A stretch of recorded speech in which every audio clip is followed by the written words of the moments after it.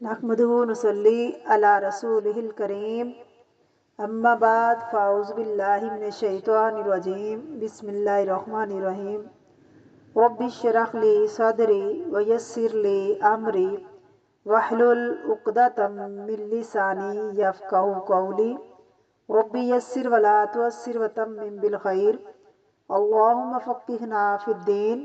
सूरह आल इमरान आयत नंबर 64। लफ्ज़ी तर्जमा, रूट वर्ड और तफसीर। कुल कह दीजिए, या अहलल किताबी, ए अहले किताब। या हर्फ निदा है, अहलल किताबी किताब वाले। इसम जिन्स है जिसमें तौरात और अंजील दोनों शामिल है, और अहले किताब से मुराद यहूद व नसारा है। अगरचे जब अहले किताब से मुराद यहूद व नसारा दोनों ही मुराद होते हैं, लेकिन ज़्यादातर मुराद इससे यहूद है। इसकी वजह यह है कि मदीना में ज़्यादा यहूद बस रहे थे। सूरत ये मदनी है। नबी करीम सल्लल्लाहु अलैहि वसल्लम का ज़्यादातर मामला यहूद से था। अगरचे नजरान का वफद ईसाई पर मबनी था, तो ये इब्तदाई आयात जो थी इनसे मुतल्लिक है, लेकिन इसके बावजूद बहुत से मुकामात पर नसारा के अलावा यहूद भी इसमें शामिल हैं। और यहूद ने दरअसल मदीने की तरफ हिजरत भी इसलिए की थी कि उन्हें मालूम था कि उनकी किताबों में लिखा हुआ था कि एक नबी आएगा जिसका इलाका खजूरों वाला होगा और खजूरों के बागात पर मुश्तमिल होगा, तो जो उनकी किताबों में आपकी पेशन गोइयाँ थी, मदीना का इलाका इन पेशन गोइयाँ पर पूरा उतरता था। नबी सल्लल्लाहु अलैहि वसल्लम की आमद से पहले ही उनके कई कबाइल यहाँ सेटलमेंट इख्तियार कर ली थी। कुल या अहलल किताबी, कह दीजिए अहले किताब। ताआलौ, आओ। ता आइन लाम, रूट है इसका। उलू कहते हैं बुलंदी को, और ता आलऊ कहते हैं बुलंद मुकाम की तरफ बुलाना। ज़रूरी नहीं होता कि बुलंद मुकाम से मुराद कोई फिजिकली कोई बुलंद चीज़ ही हो। मर्तबे की बुलंदी भी हो सकती है, जिससे तुम्हारा मर्तबा बुलंद होगा। इला कालिमतिन, तरफ एक कलमे के। काफ लाम नून इसका रूट है। कलमे का आम तौर पर लफ्ज़ वर्ड नहीं होता, बल्कि जुमला मुराद है, बात मुराद है। अरबों के यहाँ एक रवाज है कि जिस बात की तफसील मुराद हो उसके लिए कलमा बोलते हैं। शेर के लिए भी कलमा का लफ्ज़ बोलते हैं। जैसे नबी करीम सल्लल्लाहु अलैहि वसल्लम ने एक शायर के बारे में कहा कि सबसे सच्ची बात जो किसी कहने वाले ने कही है, तो कलमे से मुराद उसका कलाम है। इसी तरह कलिमाते रब्बी ही से मुराद ये कोई लफ्ज़ नहीं, ये चंद बातें नहीं, बल्कि अल्लाह की बातों की तफसीर है। इसी तरह हम कलमा शहादत को क्या बोलते हैं? कलमा पढ़ लो। लफ्ज़ पढ़ने को नहीं कहते। क्या कहते हैं? ला इलाहा इल्लल्लाहु मुहम्मदुर रसूलुल्लाह। ये पूरा जुमला, ये क्या है? तफसीर है इसकी। तो इला कालिमतिन से मुराद सिर्फ एक बात नहीं, एक लफ्ज़ नहीं, मुकम्मल बात है। यानी तौहीद का पैगाम है इसमें। यानी सवाइन बराबर है। सवा का लफ्ज़ जो है ना, ये दो तरफ से है। मसावी चीज़ के लिए कहते हैं, जो सर के बीच में मांग निकालते हैं तो इसको सवा रास कहते हैं। दरमियान से निकाली जाती है। सवा उस सबील, रास्ते का दरमियानी हिस्सा जो बेहतरीन हिस्सा होता है। बैनना व बैनकुम, बैनना मुसलमान है और बैनकुम से मुराद यहूदो नसारा है। हमारे दरमियान और तुम्हारे दरमियान अहले किताब। अल्लाह ये के नाबुदा हम इबादत करें, इल्लल्लाह मगर अल्लाह की। नाबुदा आइन बाल दा, रूट है इसका। आबदा याबुदु से इबादत करना, और इबादत कहते हैं अपनी इज्जो इनकसारी का इजहार करना, इंतहाई मोहब्बत के साथ अल्लाह ताला के सामने अपनी इंतहाई आजिज़ी का इजहार करना, पूजा करना। वला नुशरिका, और ना हम शिरक करेंगे, ना शरीक ठहराएंगे, बिही साथ इसके, यानी अल्लाह के। شیئن کسی بھی چیز کو، شیئن سے مراد بہت سی چیزیں، کیونکہ یہ کامن ناؤن ہے، اس سے مراد انسان بھی ہو سکتے ہیں، فرشتے بھی ہو سکتے ہیں، پتھر اور درخت بھی، کوئی بھی چیز ہو سکتی ہے، یعنی کسی بھی چیز کو اللہ کے ساتھ شریک نہ ٹھہرائیں، نہ کسی جن کو، نہ کسی دیوتا کو، نہ دیوی کو، ولا یتخذا نہ بنائیں، اتخذا یتخذ اتخاذ اہتمام کے ساتھ کوئی چیز اختیار کرنا، بعضنا ہم میں سے بعضن بعض کو، بعض سے مراد لوگ، اربابن رب کی جمع ہے، راباباس روٹ ہے اس کا، من دون اللہ اللہ کے سوا، فین پھر اگر، پس اگر، تولو اگر منہ پھیر جائیں وہ، فقولو تو کہہ دو، اشہدو گواہ رہو، شاہدہ یشہدو سے فعل امر ہے، بِأَنَّا کہ بے شک ہم مسلمون مسلمان ہیں، سین لام میم سے ہے، مسلم کی جمع ہے۔ تفسیر بسم اللہ الرحمن الرحیم۔ کہہ دیجئے یا اہل الکتاب، اہل کتاب، تعالو آؤ، الی کلمۃ ایک بات کی، سوائن بیننا و بینکم ہمارے اور تمہارے درمیان برابر ہے، یہاں پر کل کہہ کر نبی صلی اللہ علیہ وسلم کو تاکید کی جا رہی ہے کہ آپ یہ بات اہل کتاب سے کہیے۔ اس سے مراد اس سے پہلے یہ بھی ذکر ہو چکا ہے کہ جب اہل ایمان کو خطاب کر کے کوئی بات کہی جاتی ہے تو اس سے مراد اہم بات ہوتی ہے، جس کو سننا، غور کرنا اور عمل کرنا اس پر واجب ہوتا ہے۔ اسی طرح نبی صلی اللہ علیہ وسلم کو خطاب کر کے کچھ کہا جاتا ہے کہ آپ یہ بات آگے پہنچائیے، تو اس کا معنی ہوتا ہے کہ یہ بات اہم ہے، اپنے پاس سے نہیں کہہ رہے، آپ کو پہنچانے کے لیے کہا جا رہا ہے، اور اس سے قرآن مجید کی صداقت بھی ثابت ہوگی کہ قرآن پاک آپ صلی اللہ علیہ وسلم کا اپنا کلام نہیں، کیونکہ جو اپنی بات ہوتی ہے تو اس کے شروع میں یہ تو نہیں کہتے کہ کہہ دیجئے۔ تو دیکھیں نا کہ قرآن مجید اللہ کا کلام ہے، اللہ کی طرف سے ہے، برہا اس میں آیا ہے کہ کل آپ کہہ دیجئے، یعنی اللہ کا کلام ہے، اور نبی کریم صلی اللہ علیہ وسلم سے کہا جا رہا ہے کہ پیغام پہنچانے کے لیے آپ کو اللہ رب العزت فرما رہے ہیں یہ ایک اہم پیغام ہے، آپ صلی اللہ علیہ وسلم تبلیغ کا حق ادا کر دیجئے۔ کیا کریں؟ کل یا اہل الکتاب، اے یہود و نصارا، تعالو الی کلمۃ سوائن ایک کلمے کی طرف، ایک بات کی طرف، آؤ اس بات سے مراد کلمہ توحید ہے، یعنی توحید کے پیغام کی طرف، اور حقیقت یہ ہے کہ اللہ نے دنیا میں جتنے بھی رسول اور انبیاء بھیجے ان سب کا مقصد ایک ہی تھا، ان سب کا مقصد یہی تھا، اور سب کا ایک مشترک پیغام تھا، اور وہ پیغام کیا تھا؟ پیغام توحید۔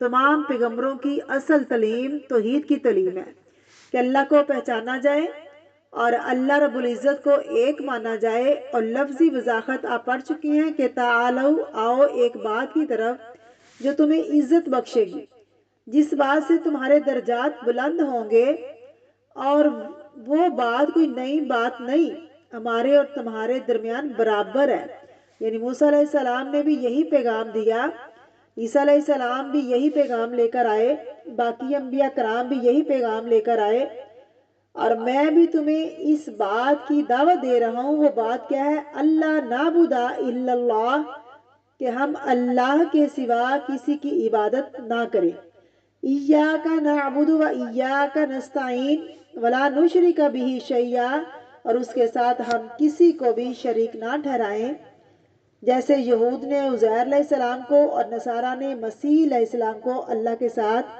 الہ کا درجہ دے دیا۔ تو کہا کہ اس سے پرہیز کریں، ولا یتخذ بعضنا بعضا اربابا من دون اللہ، ہم میں سے کوئی بھی کسی کو اللہ کے سوا رب نہ بنائے۔ اس بات کی مزید وضاحت ایک حدیث سے ملتی ہے کہ ابی بن حاتم عیسائی تھے، مسلمان ہوئے، نبی کریم صلی اللہ علیہ وسلم کے پاس حاضر ہوئے تو انہوں نے خاص طور پر عرض کیا کہ اے اللہ کے رسول، ہم اپنے علماء اور مشائخ کی پوجا نہیں کرتے، ان کی عبادت نہیں کرتے، تو قرآن پاک میں یہ جو کہا گیا ہے کہ ہم میں سے کوئی اللہ کے سوا رب نہ بنائے، تو ہم تو کسی کو رب نہیں بناتے۔ آپ صلی اللہ علیہ وسلم نے فرمایا کہ کیا تم اپنے علماء کے حلال کرنے پر تم حلال اور حرام کو حرام نہیں کہتے؟ کہنے لگے ہاں، ہم ایسا تو کرتے ہیں۔ فرمایا یہی رب بنانا ہے۔ رب بنانے کا مطلب کیا ہے کہ ان کی ایسی اطاعت کرنا جیسی اطاعت اللہ کا حق ہے، جیسی بات اللہ کا حق ہے ویسی بات ان کی مانی جاتی ہے۔ ترمذی کی روایت ہے کہ تم مسیح کو اللہ کا بیٹا نہ بناؤ اور الہ مت سمجھو، اور اسی طرح اپنے علماء کو اور اپنے احبار کو اپنا رب مت سمجھو۔ قرآن پاک کی سورۃ توبہ میں اس کی مزید وضاحت آتی ہے کہ انہوں نے اپنے علماء اور اپنے راہبوں کو اللہ کے سوا اپنا رب بنا رکھا ہے۔ ان کو اس بات سے روکا جا رہا ہے، یہ بات ہے کہ یہاں پر اللہ کی اطاعت ہو، وہاں پر کسی مخلوق کی اطاعت جائز نہیں۔ جہاں اللہ کا حکم آ جائے وہاں کوئی بھی انسان خواہ وہ مرتبے میں، درجے میں، مقام میں کتنا ہی بڑا کیوں نہ ہو، کتنا ہی قابل کیوں نہ ہو، کتنی ہی اہمیت کیوں نہ ہو، لیکن اس کی بات نہ مانی جائے۔ اس مشکل کا لوگ بہت سے شکار ہوتے ہیں، لیکن بچوں کے معاملے یہ ہوتے ہیں کہ ایک طرف اللہ کا حکم ہوتا ہے اور دوسری طرف اولادیں۔ اب آپ اللہ کے جو اللہ نے حکم دیا کہ تم والدین کو خوش رکھو، والدین کے سامنے اف تک نہ کہو، اپنے نرمی والے بازو ان کے سامنے پھیلا دو، لہٰذا ہم ماں باپ کی بات مانیں گے، لہٰذا قرآن کے خلاف اگر بات ہو تو پھر نہیں مانیں گے۔ کسی مخلوق کی اطاعت جائز نہیں جہاں خالق کی نافرمانی ہو رہی ہے۔ ہاں، اللہ کے حکم کے مطابق ماں باپ جو کچھ بھی کہیں اس کو ماننا لازم ہے، ضروری ہے۔ اسی طرح شوہر کی اطاعت کرنا ضروری ہے۔ اکثر عموماً عورتیں کہتی ہیں ہم اس لیے نہیں کرتے کہ ہمارے شوہر کہتے ہیں، کہ حالانکہ وہ اللہ کا حکم ہوتا ہے۔ اس میں بھی یہی ہے کہ اللہ کا حکم آ جائے تو وہاں پر شوہر کی اطاعت وہاں پر واجب نہیں رہتی، کیونکہ اگر ہم اللہ کے مقابلے میں شوہر کو لے آتے ہیں تو کیا ہوتا ہے، ایک طرف اللہ کا حکم اور دوسری طرف کسی بندے کا حکم ہے، اور ہم اللہ کے حکم کو پیچھے ڈال رہے ہیں، دوسرے انسان کے حکم کو آگے لا رہے ہیں۔ اسی طرح نماز کا حکم ہے، اگر کوئی شوہر بیوی سے کہے کہ نماز نہ پڑھو تو وہ کیا کرے گی، شوہر کی بات کو نہیں مانے گی۔ اب یہاں شوہر کی بات کو نہیں مانا جائے گا، چاہے کوئی شخص بھی آپ کو کسی اور کام کے لیے بلا رہا ہو، پھر آپ اس کی بات نہیں سنیں گے۔ اس وقت جب حی علی الصلاۃ اور حی علی الفلاح کی آواز آپ کے کانوں میں پڑے گی تو اس وقت کیا کریں گے، سب کی بات کو چھوڑ کر اللہ کی بات کو سنیں گے۔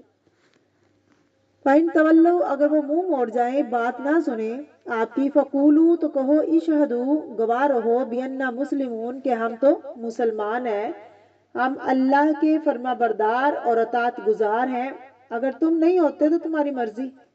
اب دیکھیے کہ تبلیغ کا ایک نیا طریقہ بھی ہمارے سامنے آ رہا ہے کہ جب آپ لوگوں سے بات کریں تو ان کے مرضی کی مطابق باتیں کریں، کامن گراؤنڈ کی بات کریں، اختلافی مسئلوں کو ہوا نہ دیں، ان مسئلوں کو شروع نہ کریں جس سے لڑائی جھگڑوں کا امکان ہو، باہم موافقت پیدا ہو۔ نصارہ اللہ کو ایک مانتے بھی ہیں، اس کے ساتھ شریک بھی کرتے ہیں، تو پھر یہ کہ توحید ثابت نہیں ہوتی جب تک کہ نفی اور اثبات دونوں نہ ہو۔ یہ چھوٹی بات نفی کیا ہے، لا الہ الا اللہ کہنا، اور اثبات کیا ہے، الا اللہ۔ نفی کیا ہے، لا الہ، اور اثبات کیا ہے، الا اللہ کہنا۔ جب تک کوئی لا الہ نہ کہے اس کا الا اللہ قبول نہیں ہے۔ تو یہ کہتے ہیں کہ اللہ ہی رب ہے، اللہ ہی مالک ہے، اللہ ہی خالق ہے، اللہ ہی سب سے بڑا ہے۔ آج مشرکین یہ بات کہتے ہیں کہ ایک سپر پاور ہے اور سب سے بڑی چیز ہے، لیکن اوروں کو بھی شریک کر دیتے ہیں۔ یہ بہت بڑی خطا اور بہت بڑی غلطیاں ہیں۔ صرف اللہ کو مان لینا ہی کافی نہیں، جب تک اللہ کے علاوہ دوسرے سارے معبودوں کی نفی نہ ہو۔ یعنی صرف اللہ کو ماننا کافی نہیں، وہ تو دنیا میں بہت سے لوگ مانتے ہیں۔ تو ضرورت کس بات کی ہے؟ ضرورت اس بات کی ہے کہ جو طاغوت کا انکار کرے اور اللہ پر ایمان لائے، تو ایک طرف نفی ہے کہ اللہ کے سوا کوئی معبود نہیں، کہ اگر کوئی یہ دعویٰ کرے کہ میں الہ ہوں تو انسان کے لیے کیا لازم ہے کہ اس کو انکار کرے، اور اس انکار کے بعد لا الہ الا اللہ کہے۔ اگر آپ کسی کو اسلام کی دعوت دیں تو اصولی طور پر بات اگر درست ہے تو وہاں پر موافقت کریں اور اس سے آگے نہ جائیں۔ اس لیے آخر میں کیا کہا؟ فَقُولُوا اشْهَدُوا بِأَنَّا مُسْلِمُونَ، اگر تم نہیں مانتے اس توحید کی بات کو تو ہم تو مسلمان ہیں۔ اب یہاں دیکھیں کہ اگر کسی بات پر اختلاف ہو تو طریقہ کیا ہونا چاہیے۔ مثلا میاں بیوی کے درمیان جھگڑا ہے تو کامن گراؤنڈ میں بات ہونی چاہیے۔ اگر آپ ان کے درمیان صلح کروانا چاہتے ہیں تو ان نقطوں کو اٹھانا چاہیے جو دونوں کے کامن انٹرسٹ پر ہوتی صلح کروانی ہے۔ تو کامن چیز جو ہے، تو بہت سی چیزیں ہوتی ہیں نا جو اختلاف والی ہوتی ہیں، لوگ ان کو ہوا دیتے ہیں۔ حتیٰ کہ جو لوگ دین میں آتے ہیں، بہت سی مسجدیں ہیں ہمارے ہاں، اور تھوڑے تھوڑے اختلافات بھی ہیں لوگوں کی سوچ کے اندر، تو بہت سے لوگ جب اکٹھے بیٹھتے ہیں تو وہ کامن گراؤنڈ میں بات نہیں کرتے، بہت سے اختلافات کی باتوں کو لے بیٹھتے ہیں۔ اچھا، اس کا نتیجہ کیا نکلتا ہے کہ فساد میں پڑ جاتے ہیں اور پھوٹ پڑتی ہے اور فاصلے بڑھتے چلے جاتے ہیں۔ تو اگر اہل کتاب میں شرک کرنے والوں کو، اگر شرک کرنے والوں کے ساتھ بات کرنے کو کہا جائے تو لوگوں میں جو شریک کرتے ہیں ان کے ساتھ بات کیسے کی جائے گی؟ کیا ان کے ساتھ بائیکاٹ کیا جائے گا؟ کیا ان کو ایک سائڈ پہ کیا جائے گا؟ نہیں، ان کو بھی اتفاق کی باتوں سے شروع کیا جائے گا۔ یہ بھی مانتے ہیں، یہ بھی ہے، یہ بھی ہے۔ آرام سے ان سے کہو کہ اللہ نے نہیں فرمایا، یہ ان لوگوں نے خود شامل کر لیا، تم اس کو ہٹا دو تو تبلیغ کرنا زیادہ آسان ہو جائے گی۔ لیکن اگر اہل قبلہ سے مراد تمام لوگ جو ایک امت ہیں، جو قبلے کی طرف منہ کر کے نماز پڑھتے ہیں، اگر اہل قبلہ کے درمیان بھی عقائد میں فرق ہے یا فقہی اختلافات ہیں، تو ان اختلاف کو ہوا دینے کی بجائے، یہاں ان چیزوں کو ہائی لائٹ کرنے کی بجائے، تمہارے اندر یہ خطا ہے، یہ تمہارے اندر غلطی ہے، ان چیزوں پہ بات کرنی چاہیے جس سے دل جڑے، لوگ آپس میں ایک دوسرے کے قریب آئیں۔ جب لوگ قریب آ جائیں تو پھر یہ بتانا آسان ہوگا کہ دیکھو یہ چیزیں ٹھیک نہیں۔ اگر لوگوں کو دور بھگائیں گے تو پھر آپ اگر جھنڈا بھی لہرائیں گے تو اگر تم کہو گے یہ جھنڈا توحید کا گڑا ہوا ہے تو کوئی بھی بات نہیں سنے گا، اسلام کے طریقے کے مطابق نہیں۔ بعض دفعہ صحابہ کرام فقہی مسائل میں اختلافات ہو تو بعض دفعہ صحابہ کرام کے درمیان بھی فقہی مسائل پہ اختلافات ہو جاتے تھے، لیکن وہ کوشش کرتے تھے کہ دل نہ ٹوٹے۔ سوچ کا اختلاف، دلوں کا اختلاف میں کیا فرق ہے؟ جب سوچ میں اختلاف ہو تو انسان اکٹھا رہ سکتا ہے، لیکن اگر دلوں میں پھوٹ پڑ جاتی ہے تو انسان اکٹھا نہیں رہ سکتا۔ اور امت مسلمہ کا اتحاد اسی وقت ممکن ہے جب سوچ کے اختلاف کو دلائل سے دور کیا جائے، لیکن دلوں میں پھوٹ نہ پڑنے دیا جائے۔ دلوں میں دوریاں نہیں ہونی چاہیے، کیونکہ دلوں کی دوریاں اصل دوریاں ہوتی ہیں۔ بعض اوقات لوگ نظریے میں بھی ایک ہوتے ہیں لیکن ان کے دل ایک نہیں ہوتے۔ اس لیے اب دیکھیے کہ جب موسیٰ علیہ السلام کوہ طور پر گئے تھے تو رات لینے کے لیے، تو پیچھے ہارون علیہ السلام کو نائب مقرر کیا تھا، تو جو بات بہت تاکید کر کے گئے تھے وہ یہ تھی کہ کوئی ایسا کام نہ ہونے دینا جس سے بنی اسرائیل میں پھوٹ پڑنا اللہ کا عذاب ہوتا ہے، باہمی محبت اور اتفاق اللہ کا انعام ہوتا ہے۔ اسی وجہ سے آپ دیکھیں کہ جب بنی اسرائیل نے موسیٰ علیہ السلام کے جانے کے بعد سامری کی باتوں میں آ کر بچڑے کو معبود بنا لیا، ہارون علیہ السلام نے ان کو بڑا سمجھایا، ایک حد تک سمجھایا، اس سے آگے کچھ نہیں کہا، کیونکہ ان کے اندر فرقے نہ بن جائیں۔ دوسری طرف دیکھیے جب وہ واپس آئے تو کیا ہوا؟ انہوں نے ہارون علیہ السلام کو ڈانٹ پلائی، ان سے ناراض ہوئے، ان کے بال کھینچے کہ انہوں نے ایسا کیوں کیا۔ انہوں نے کیا جواب دیا کہ مجھے یہ ڈر تھا کہیں آپ یہ نہ کہیں کہ بنی اسرائیل کے درمیان پھوٹ ڈال دی، تو ایسی چیزوں سے اجتناب کرنا چاہیے جو لوگوں میں پھوٹ ڈالے۔ اس لیے چھوٹے چھوٹے معاملات میں جو تعلیم دی گئی ہے، یعنی آپ کوئی سودا خرید رہے ہیں، کوئی چیز خرید رہے ہیں، ایک بندہ خرید رہا ہے پہلے سے، تو دوسرا بندہ سودے پہ سودا نہ کرے، کیونکہ دل پھٹ جاتے ہیں، دل میں پھوٹ پڑ جاتی ہے۔ اگر ایک جگہ پہ کسی نے رشتہ بھیجا ہے تو اسی جگہ پہ آپ بھی اگر رشتہ بھیج دیں تو کیا ہوگا؟ اب وہ رشتے والا پہلے والا ناراض ہو جائے گا، اس لیے اس چیز سے منع کیا، نتیجہ کیا نکلتا ہے؟ سب میں لڑائی ہو جاتی ہے۔ تو یہ ہمارے دین کی بنیادی تعلیم میں سے ہے، تاکہ باہمی تعلقات اچھے رہیں اور ان کے درمیان پھوٹ نہ پڑے۔ اگر لوگ آپ کی سوچ کے ساتھ اتفاق نہ کریں تو آپ اپنے اصول کو نہ جانے دیں، آپ ان کے ساتھ کامن گراؤنڈ کے ساتھ رہیں، کامن گراؤنڈ کے ساتھ معاملات طے کریں، اصل بات سے نہ ہٹیں۔ اللہ تعالیٰ میں دین کی سمجھ عطا فرمائے، آمین۔ وآخر دعوانا ان الحمد للہ رب العالمین۔ السلام علیکم ورحمۃ اللہ وبرکاتہ۔